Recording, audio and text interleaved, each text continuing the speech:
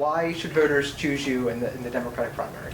Well, first, it's an honor for me to be running. I am thrilled to be in the arena at this time when middle-class families in particular really need a champion.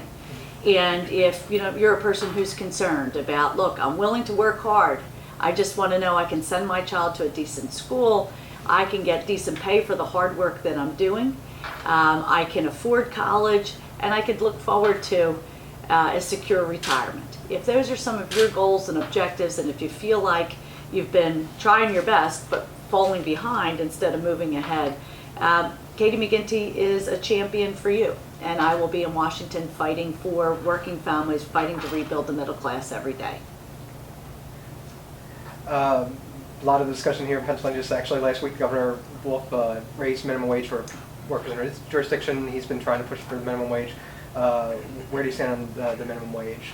Well, I've been pleased to lead the fight in both this campaign, the first candidate to come out in support of the $15 an hour in the fight for 15, and similarly in the governor's race, that was a huge priority for me. And I think a couple of things are true. One is we've always been a country that honored hard work. And I think that's a value we should continue to uphold, but that means we need to pay people who are willing to work hard so that they can provide for themselves and their families. Second, I think it's just obviously the right thing to do, to respect people who are giving it their all. But third, it's the smart thing to do. Economically, we're in a country whose economy is propelled 70% by consumer purchasing power. And when that's the case, it makes sense to enable consumers to have more money in their pockets to get out there and stimulate the economy. So I do think it's a top priority that would enable more families to be able to make ends meet on their own. I know that you've come out and kind of said that Senator Toomey is making the wrong decision by not wanting to vet the SCOTUS nominee, for Obama's SCOTUS nominee. Can you just talk a little bit about that? Sure. The Constitution doesn't enumerate a whole lot of obligations and responsibilities for elected officials. But boy, as plain as day and night, right in the Constitution is the obligation the opportunity, the great opportunity that United States senators have to advise and consent on the nominees that a president sends forward. Historically, it's never been the case that a nominee would not receive a fair and effective hearing, even during presidential campaigns.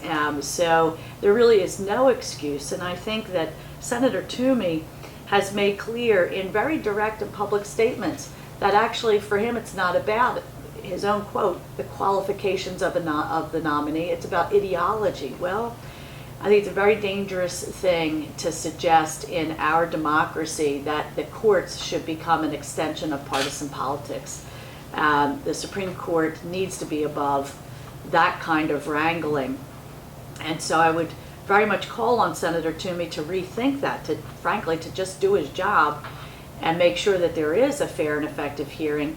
But I think yesterday he took it to even another level of almost absurdity in saying that essentially this is a great nominee that he would be thrilled to consider, just have a different president nominate him. That's just such an affront to the people of Pennsylvania who expect that when they hire you to do a job, you're going to do a job, and that you're not going to put your own ideology and partisan politics so dramatically ahead of what you yourself are recognizing is a highly qualified nominee who deserves the respect of due consideration.